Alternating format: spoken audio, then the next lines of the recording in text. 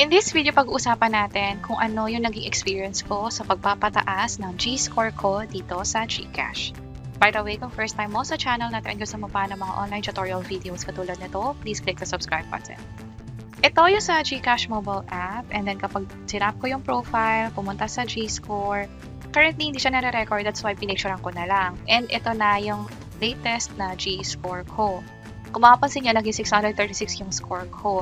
For the past few weeks, tinatry ko talaga siyang pataasin, pero hindi siya lumalagpas sa 620 or 630.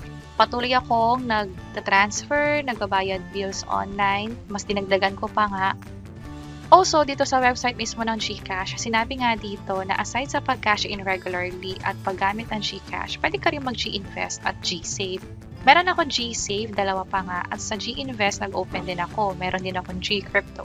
So talagang ang goal ko ay mapataas yung G-score ko. And at the same time, gusto ko rin na magamit yung mga features ng GCash kasi nga madali lang naman siya gamitin.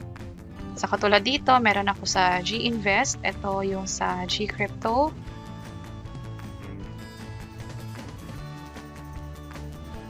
Ito yung current na profile ko. Mababa lang, pero still, meron pa rin ako account sa G-invest nila or sa G-crypto na din. Close ko lang to. Meron din sa G-stocks PH, pero hindi ko na yan i-open for now. Sa G-save naman, meron akong mga accounts na na-open na dito. Very convenient. Meron kaming ginawang hiwalay na tutorial video tungkol dyan. And ang goal ko din is mapataas yung ipon ko gamit yung sa G-save nila. Now, nung patuloy ko yung ginagamit, napapansin ko nga na yung G-score ko ay hindi lumalagpas sa around 620 o hindi ko pa na-achieve yung 636 na katulad nito. So, anong nangyari ay ginamit ko na yung GCredit nila. So, dito merong borrow and then GCredit. Ito siya. At nung time na yon, nakalimutan ko magbayad on time. Buti na lang, dito sa SOA mismo na na-receive ko from GCredit, ito siya. Ito yung dapat kong bayaran. Meron akong minimum amount due for the month. Merong enough na balance yung account ko sa GCash. Ito siya. At binawas automatically or nagkaroon ng auto-deduction dun sa GCash account ko. So, dito sa transactions, kahit nakalimutan kong bayaran on time dahil may laman yung GCash wallet ko, sila na mismo yung nagbayad on the due date. So, ang due date ko ay June 10. Ito siya. At nabawas nga yung pera dito sa GCash wallet ko noong June 10. At nung chinek ko the following day, yung G-score ko naging 636 nga.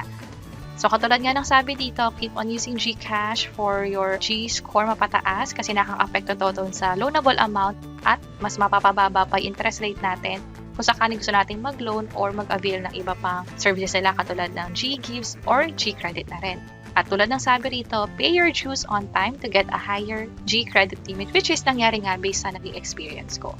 At katulad ng sabi ko kanina, andito na rin tayo sa transaction history ko.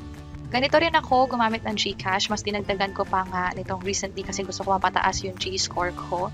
Pero ang pinaka naging iba, kumpara sa mga ginagawa ko dati, ay yung pagbayad ko sa G-credit on time. Nagkaroon ako ng SOA.